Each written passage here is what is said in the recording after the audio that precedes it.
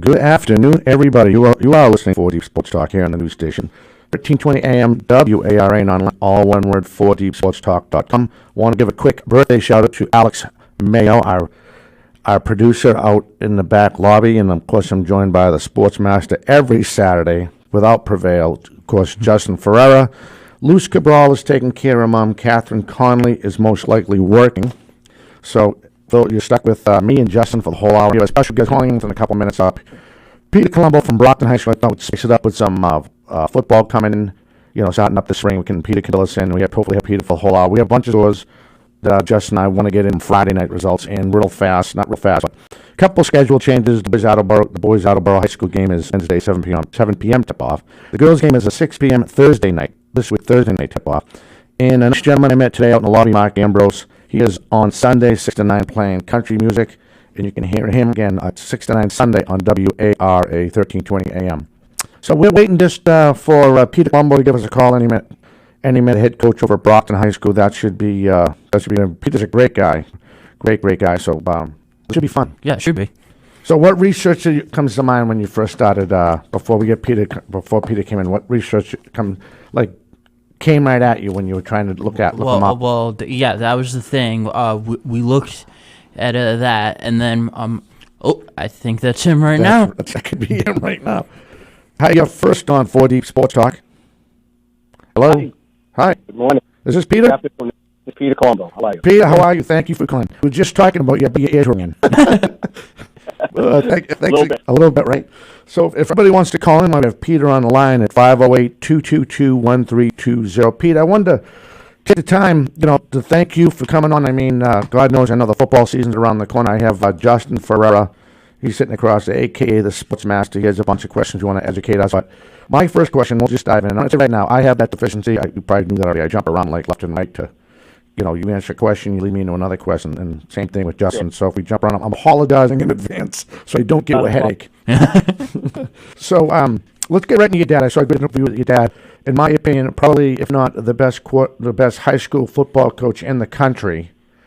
And I just want to dive into this real fast. What are the things you remember that he distilled in you to be a good high school football coach? I mean, just as an example, I grew up watching him coach and being around football, and you just observe. And, I also had influence from the Marciano side of the family. So I had great coaches on both sides. Among the family, my Uncle Pete was a coach of mine, Peter Marciano. And, when you think of my dad, it's just the passion for the game itself. And once he found that, that was life. And it loved him back. It was just a great thing. That's awesome. So, it led into my career, not by design. In fact, I tell people the only bad advice my dad ever gave me was don't go into teaching and coaching. I think I remember reading somewhere. Well, it was in the 80s when I got out of school in 79 from Holy Cross, and it wasn't a great time. Brockton High was shrinking at that point, and teachers were being laid off, so I had a delayed start. I didn't actually teaching until 1995, but here we are 20-something years later, and I'm about to retire, so I'm pretty close to getting that point from the Brockton Public Schools, where I've been blessed to work for many years now. Excellent. Okay, Peter, this is Justin Ferreira, the sports master, and my first question for you is, how do you know what it takes to get your team to Super Bowl? It takes great players, first and foremost. Great staff I've always been blessed with. But it's the players first and foremost. Don't forget that. Great players make great coaches. And you look at the list of guys that played for me and my dad. This would have been the 52nd team in a row he and I have coached at Brockton High School. And a list of athletes and great players that played for us is what makes a great coach. And then, I think it's whether field you end up in. If you have a passion for it, it brings out best in you. And it starts with that, just loving what you do. Absolutely.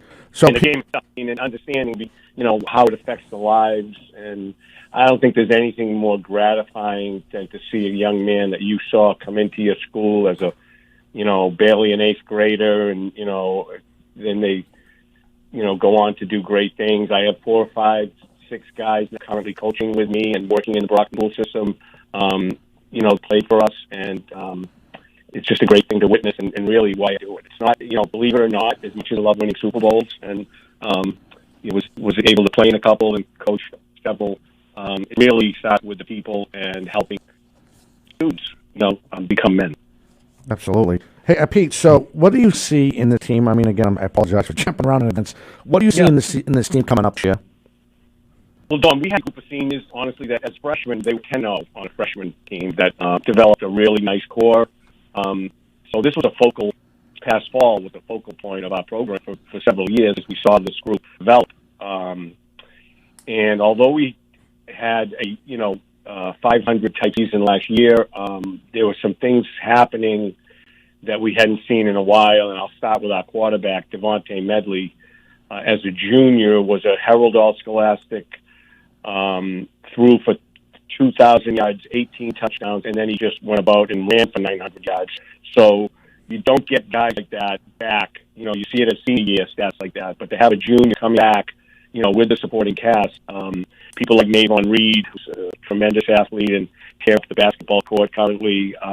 He's been offered a full scholarship by Bentley College to play there. Had some Noah Moore, our left tackle, who's a Division I prospect, a great player, and Nazir Moore. These are our captains I'm referring to now, these four guys. Nazir Moore, who's a state champion wrestler and 3-year starter, coming back, who's bigger and stronger. So this will be the core of our team, among other guys. But when you have that type of strong senior core, you hope that it translates into a great season, and we were looking forward to that. All right. My second question for you is, how do you know when a player or freshman from the JV team is ready to play for the varsity team? Well, I mean, those things happen over the course of a career, and that's a lot of the players you have. It takes 3 full years of work to get to the varsity level at the level we're going to go play at. And how do you know? I mean, you see it in the weight room, you see it in school, you see a maturity develop. You have the JV film and that experience. But, guys emerge, and I mean, it starts with that physical ability that they need to play at this level and play high school varsity ball. And then, the intangibles, the guys that just love the game and work that extra hard. And, that certain kids are going to be there when the whole process happens. Now, is that how the police, I mean, Pete, I know you're not directly involved, well, besides coaching at the high school, you coach the public schools at a different location, right? Am I saying that right? No, so I taught English at Brockton High for 11 years. The last 10 years, I've served as a phys ed teacher at several different elementary school levels. So it's been 10 years of working with elementary K through 5 students along with my role at Brockton High School. So that's been a little different not being in the building the last few years, but then I'm there after school because, we're involved in the strength conditioning part of it and the off season. Football really never ends these days. When you're coaching, because in the winter it's weight training and the off-season development clinics. I've been very involved with the Mass Football Coaches Association, and so there's that whole series of events that happens in the off-season. So, I haven't been at Brockton High teaching, but have been, involved in those ways. Yeah, so to get to my question, the reason why I was going that route with this question is that Brockton High, and I know this for a fact, is a very big school, and it's not, and just to compare it to the some of the other schools, you get Cardinal Spellman, you get East Bridgewater, you get Whitman Hanson. Yeah. That's a lot for one guy to police, to make sure the kids are keeping the grades up, making sure they are getting the weight room, because sometimes you might get stuck at the school doing your thing before your day ends. How do you police something like that? That's tough. I mean, now at 8:15, I can go on the computer and know if my quarterback is in school, because of that type of thing. And football program in Brockton has changed. I mean, our city has changed a lot. So we've been fortunate to have a couple of youth programs that feed our program. We finally this year, got a specific guidance counselor at Brockton Heights working specifically with athletes and helping them with their needs. And like I said, I have a great coaching staff with guys that help me do that. 4 of them are at the high school. So if I'm not there, you get Chris Brennan, or Matt Campbell, or John Shelby, or Carlito Weaver, all guys that are on my staff, looking after the football guys. That's great. And again, you can't police it any better than... It's a team thing. It's not one guy, and thank God. And we have a booster club. You gotta. These days, you have to have an active fundraising arm. Guys I played with in the first Super Bowl, 1972, have formed the nucleus of our booster club and that's been great too. And wouldn't have been able to compete over these years without their support. Absolutely. All right, we're going to take first break. We can hold on for the hour. I'm hanging out. Yeah. You want. All right, great. All right, so we're going to take our first break. You are listening to 4 Deep Sports Talk here in the news station, 1320 AM WARA, and online, all one word, for deepsportstalk.com. We have the privilege of highlighting Brockton High School football with the spring schedule coming up, and of course we have on the line with us right now Peter Colombo, the head football coach at Brockton High School. We'll be back with him and more right after this.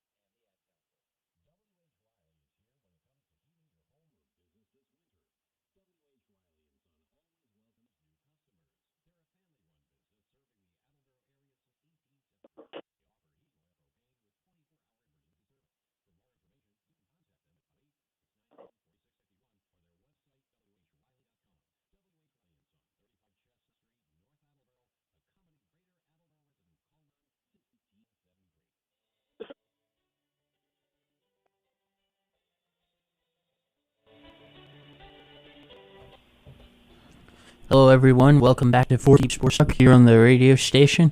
We are going to continue highlighting the Brockton High School football coach Peter Colombo. Pete, are you still with us? I sure am. Oh, awesome. Awesome. So, I wanted to ask you, what is the most challenging part of your job?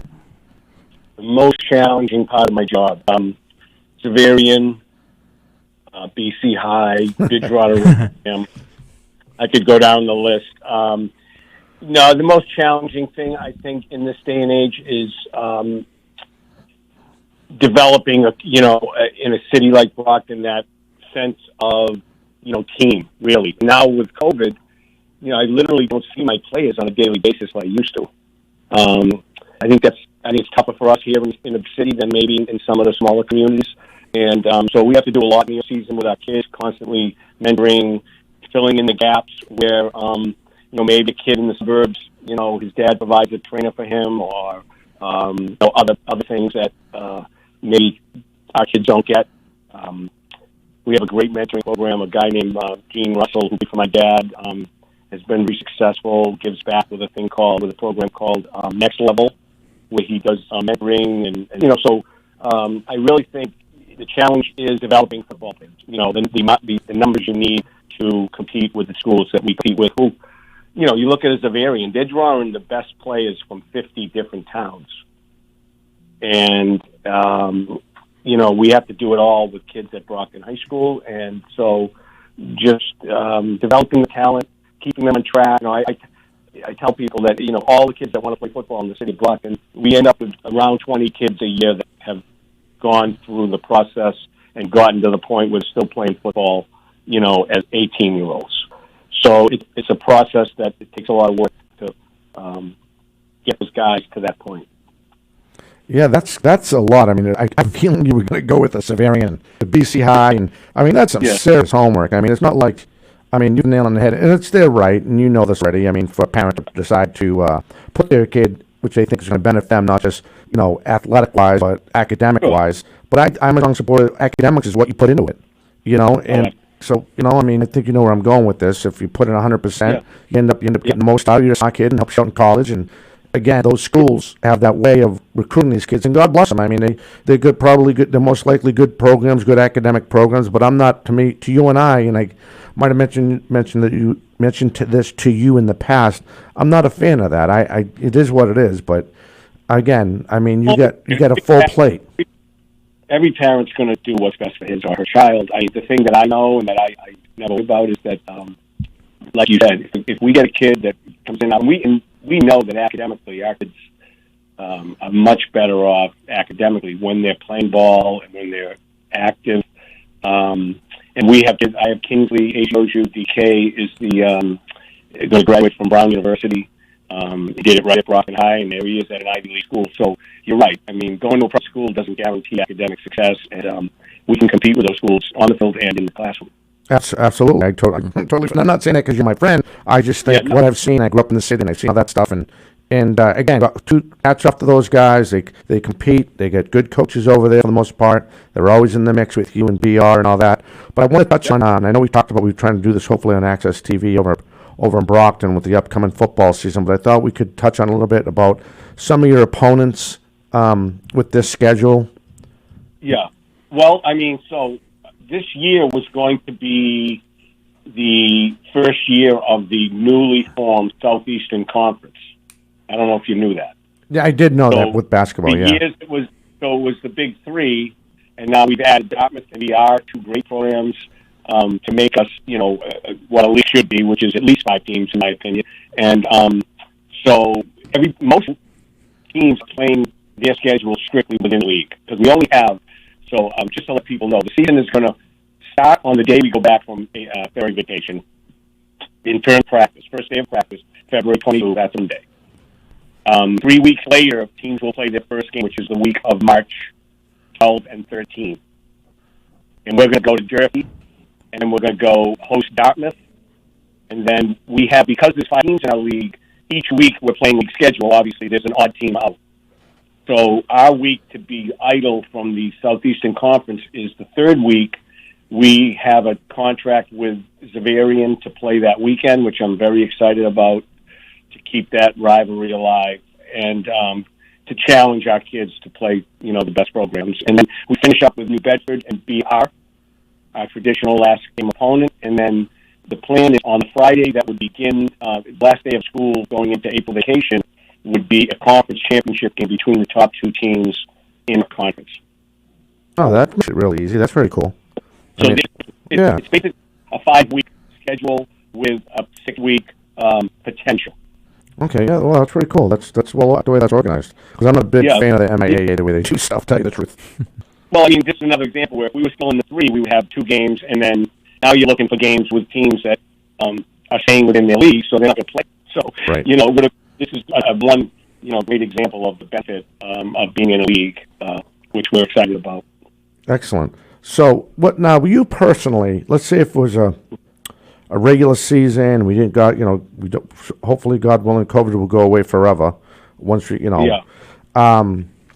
What do you personally tell yourself that your team's ready? Is there a certain opponent? What do you look for in your club and coaches to tell you that you're ready to go? You're a well-oiled machine, let's say. Well-oiled machine. I mean, Don, we're looking at a situation that is unprecedented in terms of approaching a season. I mean, usually you have 3 months in the hot sun without school, to get ready, and that gives you a lot of time. Your coaches are working with kids. I mean, everyone's involved in passing league these days, and we've done none of that. We literally have not had access to our weight room because we can't use our own facility. I've had to go, and we've been training at. They opened up a Crunch Fitness facility in Brockton, not a couple of blocks from Brockton High School, and we've been training there. Luckily, and they've been great to us, and thank God for that. And so, that one phase, I'm really worried about it. In other words, the answer to your question is, how do you become a well-oiled machine? I don't know in these conditions. Right. I'm concerned about the quality of the football that's going to be played because we just, now we're looking at more snow this week. While the MIAA is giving us a chance to practice out of season. In other words, in the past, leading up to the first day of football, we were supposed to only be doing strength conditioning out of season. You couldn't have football practice, in other words. Right. And now we can have football practice, but where are you going to do that? The field is covered. And the first rule of winter sports of our season is they won't let us practice indoors. That's correct. I mean, in the past, we had snow on the ground, and we had to get ready for a game in November. We'd go over to West Junior High, use the staff gymnasium and do a workout in there. Yeah. But they're not even letting us do that. So I don't know. I'm concerned about getting, we haven't even done 7-on-7 in months. Some teams have been doing that in other facilities. I know there's some stuff going on in Canton at Sportsplex over there, but we haven't had that. Yeah, that's tough. I mean, I can definitely hear in your voice. I mean, you hit the nail on the head when you said these are unprecedented times. And if I remember, as you were saying that, one thing that came to mind is, as far as how many coaches you can have on the sideline, there's so many other restrictions that come up. Look, we just got the list of basically the rules for how we're going to do things, and you can have 25 players on half a football field with 3 coaches. That's the maximum at any given time. So you can do the math. That's 44 practicing if you have the whole field. Other players, you can have 50 there for practice. Those other players that have to be on the sideline with an assigned cone with their name on it, 6 feet separated from the other player who's not on the field. Wow. In the locker room and change. Stuff like that. Yeah. I don't know the logistics of this, but we'll figure it out because we'll do whatever we have to do to play a little football. Absolutely. I know. Do what it takes. Yeah, and he actually has a calm laugh after he says all that. All right, Pete, we're going to take one more break, all right? Go ahead, Don. All right, thank you, Peter. All right, we're going to step away for our second break. You are listening to 4 Deep Sports Talk here on the news station, 1320 AM WARA and online, all one word, 4dsportstalk.com. And again, we have the privilege of having head coach Peter Colombo from Brockton High School as we talk about the season, the COVID season regarding football. We'll be back with more right after this.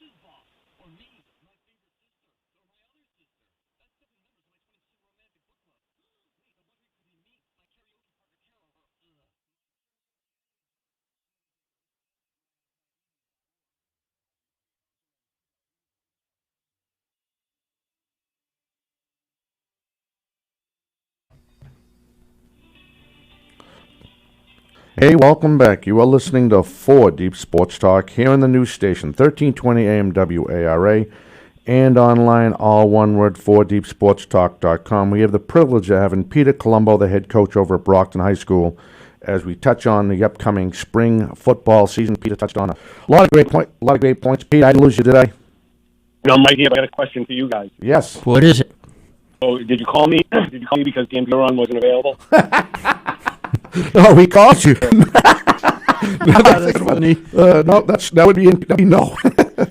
You sure? I probably should have gone. You want to call him and get him on the show right now? No, we'll let him go. We'll save that for next time we do our Thanksgiving Day broadcast over at Cape Cod Cafe. That would be great. That's funny. It's so funny. He said that other blow. I can't remember the last time a guest asked me a question. Just like that was pretty. That was pretty cool. Oh boy. So, Pete, I know you touched on a lot of stuff, a lot about the season. You have your hands, like, seriously full you and all the other coaches love this game and want to do the best for their schools and all that. And your job just got harder. It definitely did. I mean, honestly, what was hard was not working this fall. I mean, I was so desperate. The day before we were supposed to start the season, I flew to Atlanta to meet my friend John Ryan, and we drove to Montgomery, Alabama, where his son was the starting linebacker for the Montgomery Catholic high school team. And,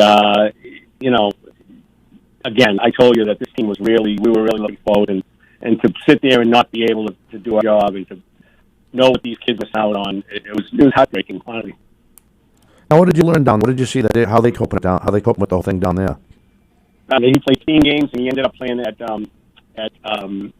Alabama in Tuscaloosa. Yeah. At Bryant-Denny Stadium, first time in Sewell's career that they went to the finals, where they lost to a great 15.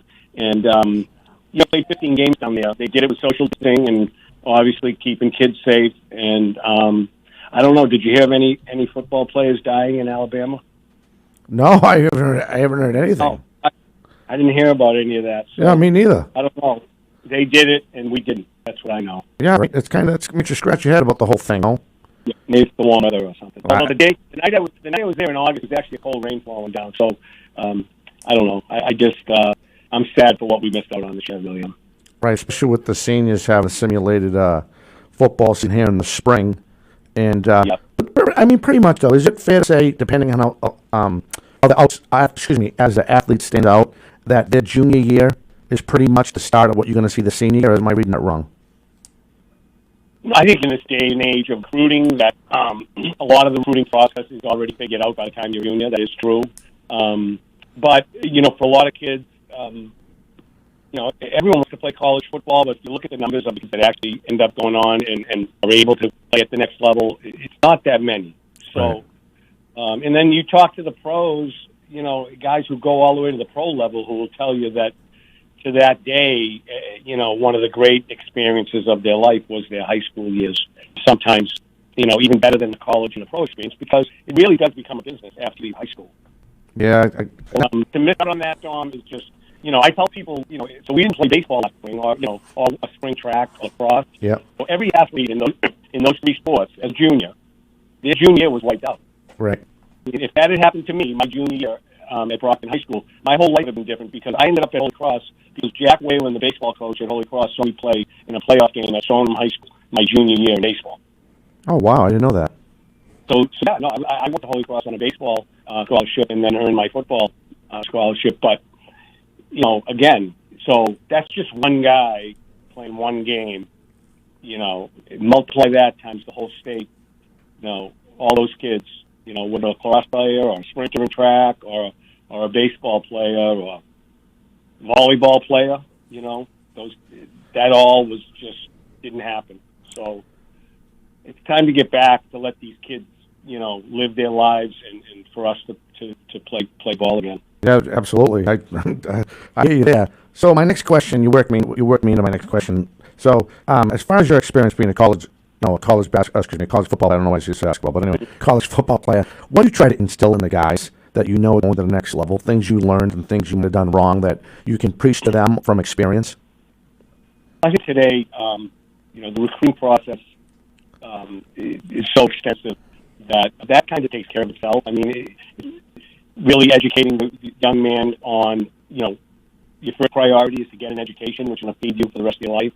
Football is a wonderful vehicle that will give you opportunities, but it can only play this game for so many years, and which is all makes that loss of that season all the more tragic, in my opinion. So, it's about getting the kid to the right school, that fits him, where he can be successful, get an education, and improve his life. My next question is, how did you know when coaching football would be part of your future? Well, I always had my hand in it. Even though I was not teaching when I got out of school, because I had my dad and he let me volunteer. I think it was a bargain. My wife didn't always agree with where I was spending my time, but I always kept my hand in it. And then my wife is a teacher. We both went back to him in 1995, and that's when it became, officially a career for me. But so I always enjoyed coaching and didn't aspire to be the head coach. Just wanted to be involved and give back. And the way things, worked out, it ended up in a career. But honestly, didn't think it would be. When I got out of college, as the way I make a living. But I'm glad it did, and it's worked out. Absolutely. So we already went over pretty much the schedule for the Southeastern Conference. Touched on the opponents. Anyone you're worried about? Anyone besides Bridgewater, Raynham? I mean, I know you always look forward to the Severian game. Dartmouth is a new look for you with this new conference, correct?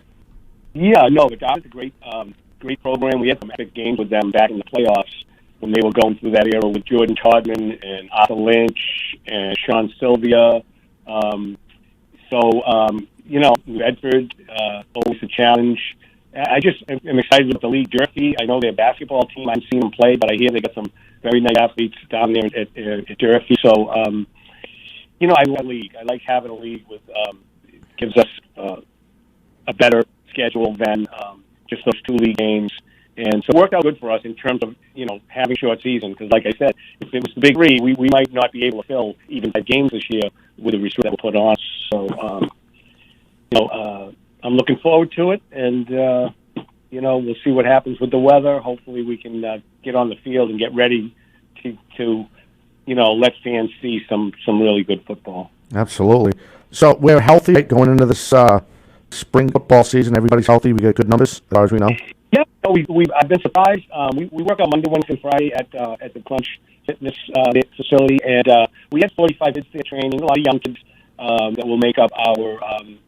And that's another adjustment that will be made. I don't see teams having a freshman and a JV and a varsity schedule. I think our league has to be doing a sub-varsity, which will comprise freshmen, sophomores, and underclassmen, and then just the 2 schedules.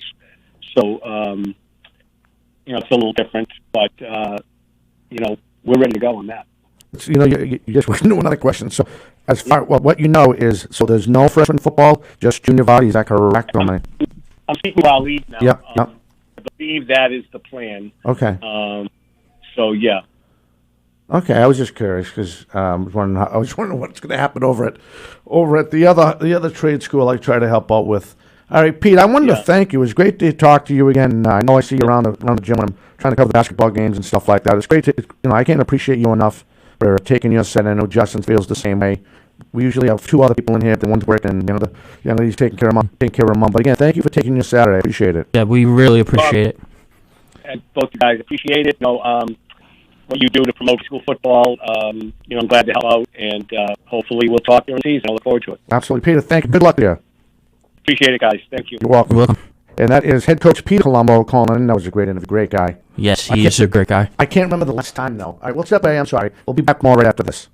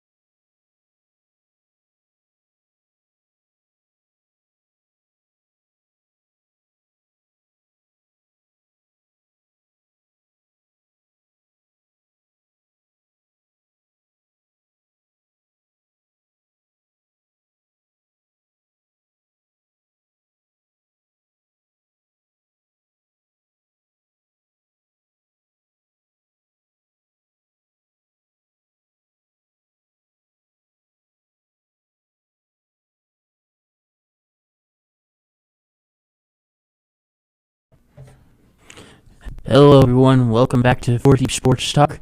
And now we are going to go over some scores from last night's sporting games that have happened. All right, so that being said, here is, you decided to go first, right? Yes, I decided You to go flipped the first. coin, you won again. All right, here is Justin Ferreira.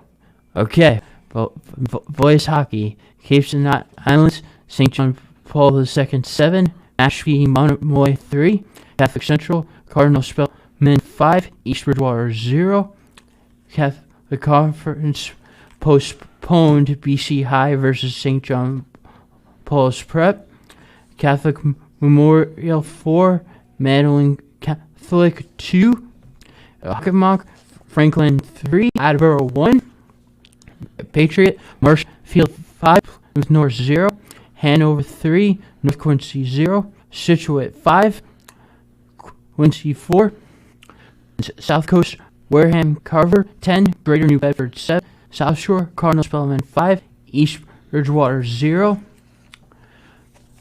Girls Hockey Catholic Central St. Mary's 3, Abington Catholic 1, Hockomock Canton 7, Bladden Academy for Bourne 1, Patriot Notre Dame Hingham 5, Marshfield 0. Then there's boys swimming tonight, which at Bay State at 3:45 p.m. Wesley versus Brookline, and at 7:45 p.m. Needham versus Natick. I'll continue on boys basketball. Bay State Conference, Newton North over Weymouth, 56-40. Braintree, Framingham postponed. Let me see. Natick over Walpole, 64-56. Cape and Islands, Falmouth over Barnstable, 50-41. That's a final in overtime. Sandwich over Martha's 60-56. Cape Cod Academy over Montmagny, 58-39. Sturgis East over St. John's Paul II, 53-52. Catholic Central, St. Mary's over Archbishop, 71-51. Bishop Van beats Bridgewater Raynham, 68-41. Bishop Stang beats Admiral Spellman, 51-54. Catholic Conference, St. John Shrewsbury beats Malta Catholic, 55-50. St. John's Prep and BC High postponed. Severian Catholic Memorial postponed. Hockomock Mansfield over Milford, 62-34.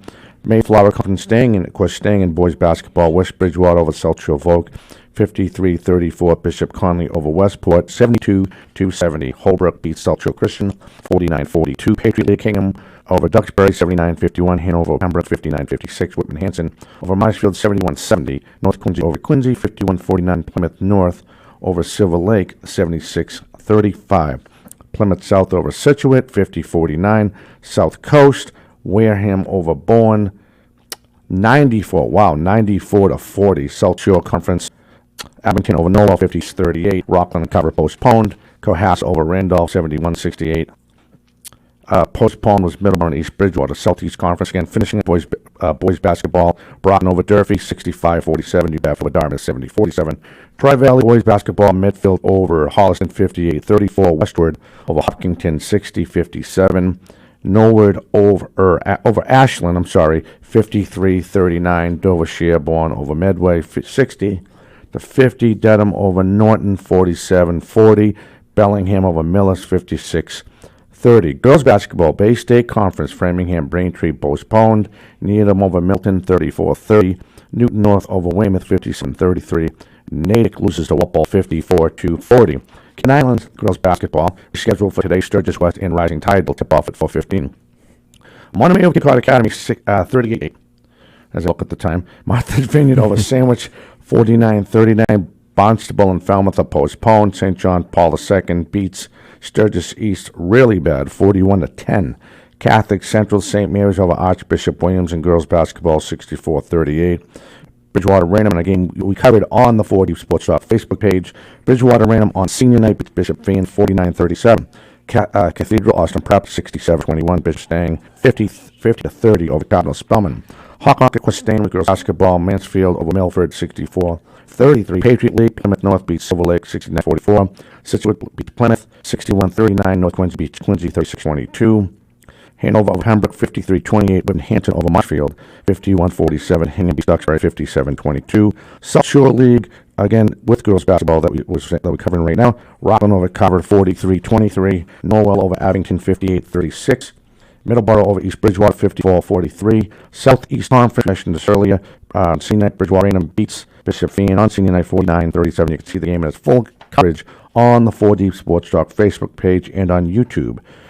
Durfee beats Brockton 39-32. New Bedford over Dartmouth 51-44. Tri-Valley Norwood over Ashland 65-40. Westwood over Hopkinton 46-35. Millis over Bellingham as we wrap up girls basketball scoring Friday night 52-17. Dedham over Norton 59-49. Dover Shelburne over Medway 43-35. Those are your scores from Friday night in hockey, girls and boys, basketball, you name it. Wow, I think I need some water. But again, we would give a big shout out to Peter Colombo, who took his time off in Saturday to talk about a little bit about the conference coming up. I just picked him out of the blue. I mean, he's a great guy. I thought it'd be really cool to hear from him. A couple program notes. I want to make sure I get them back out there. Wednesday in Attleboro over at the high school, boys basketball, 7 o'clock tip-off. Oh, you can do that on the double ACS YouTube page. And girls basketball Thursday, tip-off at 6 p.m. Don't forget, a gentleman I met today, Mark Ambrose. He's on 6 to 9 on Sunday doing country music. And I believe that's what Dave Kane said. So if Dave Kane threw me under the bus, that's on him. But I'm pretty certain that's what he said, though. Yeah, I think so. So, again, Mark Ambrose, nice guy. He's on 6 to 9 Sunday here on WARA. So as far as the schedule goes for us, I believe we have Tuesday and Thursday this week. I'm waiting to see what goes on with the boys over at Bridgewater and Brockton. I'm trying to get my Brockton games in as well. We'll see what happens with that. And football is right around the corner, so it's going to be interesting to see what happens with high school football. You know, with everything going on at the smaller schools and trade schools. I believe I was told that February 11th, they are going to have a vote on the Mayflower Athletic Conference. Yeah, athletic conference. I know it's going to get it right sooner or later. So they're supposed to vote on if they're going to have a season. A lot of the conferences didn't play. Some of the conference played boys and girls basketball. You have Bishop Connolly, of course, Diamond Vogue out of Fall River, Tri-County out of Franklin, Southeastern out of Eastern Mass, Bristol Plymouth out of Taunton, South Shore Vogue out of Hanover, just to name a couple of them, you know, in that conference. A lot of them played basketball this year. They got it in, and some schools said it can't be done. They didn't want to do it, or for whatever reason, they were, of course, worried about the safety of the kids, which is priority. Not that these other ones weren't safe about it, but things come up. You got to be careful. And they got it done. Thank God nobody got hurt. Exactly, yeah. And the phrase, better safe than sorry. Right, and again, a big thank you to Peter Colombo. And that was so cool when he asked us a question about Dan Buell. Yeah, that was so funny. That caught me off guard. Let me ask you a question, he says. I thought that was pretty funny. But next week we are gonna have Noreen McDonald from Hanover. She's gonna call and she's gonna talk about dance and tap and ballet and all that. And it's a sport. It's not like a high school sport. It's a sport. I mean, one year I covered roller derby hockey with girls roller derby. That was interesting. That was about 8 years ago. But I thought it'd be cool to cover dance. Get it out there, talk about dance. Yeah, I think we have yet to cover that. No, I've never covered it. I don't know. I don't know if you could do play-by-play on ballet or dance. Ball chain, and she spins, and she lands them, and she lands it. Mm-hmm. I mean, girls' gymnastics is a total different animal, but it's the art and the beauty of it and the hard work that I think that intrigues me. All right, if you want to call in one last time, 508-222-1320. If you want to call in. Love to hear from you. Those are some of the programs we have coming up. The Greater Taunton ABA has a umpiring class coming up. That's the nonprofit out of Taunton. They get their school coming up on February 20th, which is pretty cool.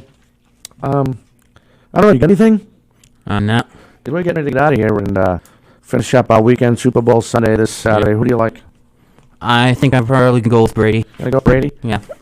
I think a lot of people are going to go with Brady. I mean, I'm kind of torn flipping the year, And I want to give another big early birthday shout to Alex Mayo, doing all the producing. Alex's birthday is Tuesday, and he helped me out a lot with the producing of the boys and girls basketball over at Bridgewater Raynham, which, again, can't thank him enough. And he enjoys it. I know you missed out this year, and it was a COVID season.